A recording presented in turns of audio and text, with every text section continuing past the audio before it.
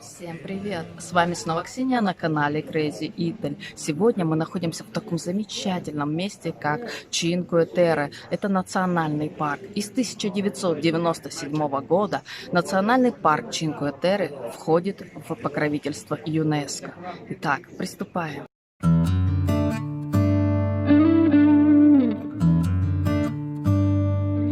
Чинкуэ Терре. Именно так называется часть побережья Лигурии, которая состоит из 5 деревушек, которые спрятались от мира всего между скалами, среди которых Монте-Россо, Вернацо, Корнилья, Манарола и Рио-Маджоре. С 1997 года Чинкуэ Терре вместе с Порто-Венере занесено в Книгу мирового наследия ЮНЕСКо. Рио-Маджоре. Говорят, что деревушка начала свое существование еще в 8 столетии и соорудили ее беженцы из Греции. Но эти данные ничем не подтверждены. Доподлинно известно, что только в X веке на территории современного квартала Марина уже жили люди. А во времена Генуэзской республики город начал процветать. Начали возводить дома, строить церкви, производить вина, которые подавались к столу самых богатых людей Европы. А это Виа дель Аморе. Это почти километр мощенной дороги. Первоначально тропа появилась в 20-е годы и соединяла она два поселка – Рио-Маджоре и Манароло. На всем ее протяжении молодые влюбленные вырезали на скалах свои имена. Сейчас же тропа любви закрыта из-за обвала камней, который произошел в 2012 году и ранил 4 туристов из Австралии. Сейчас мы с вами идем по галерее. Галерея с итальянского – это туннель. Но некоторые совпадения значения этих слов мы можем здесь наблюдать. Это работа же Сильвио Бенедетто. Все эти плитки и мозаика выполнены вручную Сильвио и его 3 помощниками. Сейчас экономика этого города почти полностью зависит от туризма, и это заметно от множества баров, кафешек и сувенирных лавочек. Здесь можно попробовать необычный вид фастфуда – жареные морепродукты на вынос. Рио-Маджоре – один из немногих городов Италии, в котором вы не увидите практически ни одной антенны на домах. Телевидение для всех жителей транслируется через антенны, которые установлены коммуной города в одном месте. Жителям города запрещено устанавливать антенны у себя дома, дабы сохранить первобытный вид города. Но не все итальянцы, к сожалению, чтут местные законы, потому 2-3 антенны все-таки в городе встречаются. А это базилика Иоанна Крестителя, построенная в 1343 году. На фасаде до сих пор сохранились элементы раннего романского стиля. Интерьер разделен элегантными стрельчатыми арками, а внутри находится изображение, на котором Иоанн Креститель делает свое предсказание. Также другие шедевры живописи 17-18 веков и механический орган 1851 года.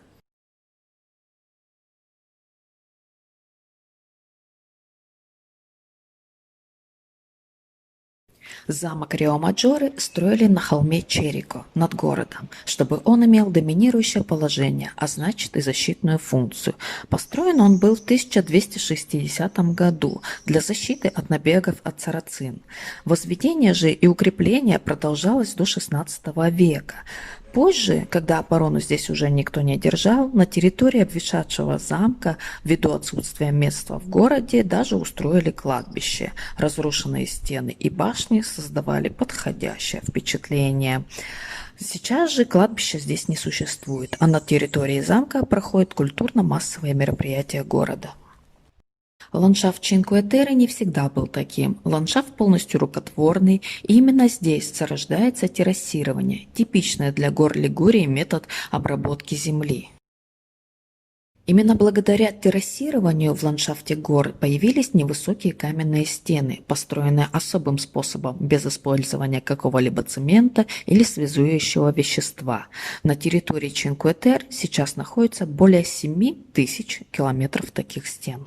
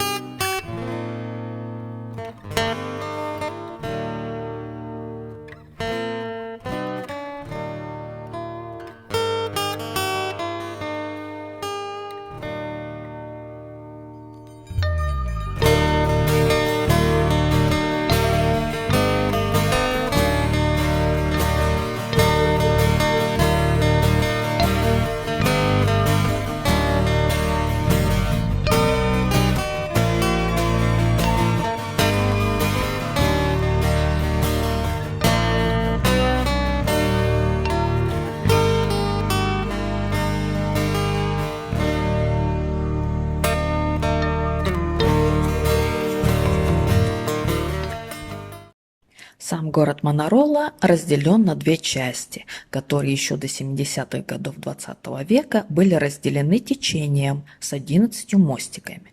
Сейчас все это течение полностью закрыто. По нему проложена одна из центральных улиц, собственно, на которой мы сейчас и стоим.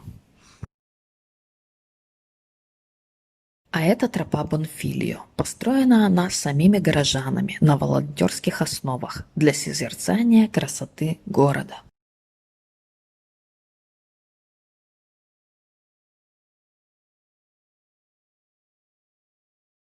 Там на скале можно увидеть руины стен. Построены они еще в XIII веке и принадлежат старинному замку, который уже полностью разрушен. Сейчас же стены служат каркасом для новых домов. С 1961 года на холме над Манаролой в рождественские каникулы можно увидеть светящееся чудо – призеппе или вертеп, который является самым большим в мире. Его персонажи – Мария, новорожденный Иисус, Иосиф, пастухи, волхвы, ангелы, животные, птицы, рыбы – всего 300 фигур. Состоят из 15 тысяч разноцветных лампочек, укрепленных на специальных каркасах, и занимает 4 квадратных километра. Это настоящий экологический шедевр, так как работает он от солнечной энергии. Автор же этого произведения – пенсионер Марио Андреолли.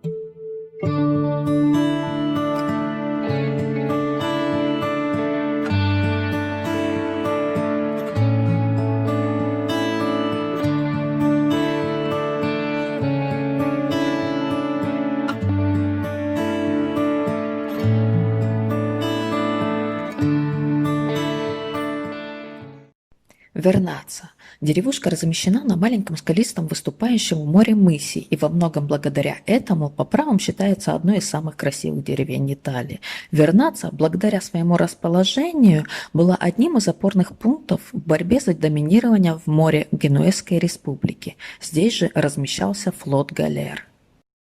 Башня Белфорте считается символом деревушки, и ее изображение печатают буквально на каждой открытке или магнитике. Среди развалин крепостных укреплений, возведенных еще в XI веке, сохранились морские заграждения. Это две круглые башни, одна из которых была отреставрирована в XIX столетии. Именно она и есть Белфорте, а другая же находится на дороге, ведущей в Корнильо. А это церковь Святой Маргариты Антиохской. Построена она в 1318 году и на протяжении веков очень много достраивалась и перестраивалась. Теперь же несет в себе черты различных стилей. Легенда ее гласит, что однажды на берегу жители нашли коробочку с остатками святой Маргариты, а точнее с ее пальцем. И в честь этого соорудили церковь высоко на горе. Но во время сильных проливных дождей и шторма эта церковь была разрушена, а сама реликвия исчезла. Через некоторое время коробочку нашли на том же месте, что и в первый раз. Именно здесь потом соорудили и вторую церковь, которую больше уже не смог уничтожить ни шторм, ни потоп, ни стихия. Монте-Россо. В переводе современного итальянского языка это Красная гора, но в первых письменных источниках называлась как Монте-Руссо, что можно перевести двояко. Или Русская гора, или Храпящая гора. Здесь уже выбирайте сами. А это остатки могучей бетонной статуи 1910 года. Высота же статуи 14 метров. а ее вес 17 тонн. Статуя изображает Нептуна, несущего на плече гигантскую морскую раковину, которая первоначально использовалась как танцевальная сцена. Скульптура же сама сильно была повреждена во время Второй мировой войны, когда упало две бомбы. Разрушение было продолжено и волнами штормового моря в 1966 году. В недавние годы статуя была частично восстановлена. Когда-то в Монте-Россо-Аль-Маре было целых 13 башен, которые стояли на холме Святого Христофора. До наших же дней дошло только 3. Все они остатки полуразрушенной средневековой крепости. Сейчас остатки этой крепости служат городским кладбищем. Башню Аврора, как и всю крепость, возвели генуэзцы в XVI веке. Целью постройки была прозаическая – защита здешних мест от набегов сарацин. Тем не менее, название башни дали поэтическое – Аврора, что на итальянском обозначает «заря». Вот уже много лет она непререкаемый символ Монте-Россо.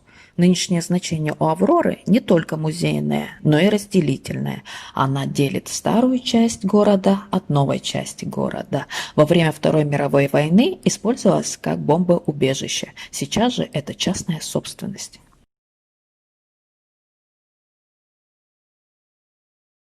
В религиозный комплекс на вершине холма Сан-Христофора, ныне разделяющая старый город от нового, входят монастырь капуцинов и церковь святого Франциска Ассизского. Комплекс был построен в Монте-Россо в 1622 году. В конце же XVIII века, в начале XIX здесь хозяйничали солдаты армии Наполеона. Для них помещения монастыря были преобразованы в казармы, и в 1816 году сюда вернулись монахи-капуцины. В октябре 2011 года Чинкве-Терре вместе с близлежащими территориями сильно пострадали от одного из самых больших наводнений за всю историю Лигурии. Обошлось без человеческих жертв, но убытки исчислялись десятками миллионов евро. Монте-Россо и Вернаца были буквально погружены в слой грязи, который в некоторых местах достигал до 2 метров. На некоторых церквях вы можете увидеть отметки.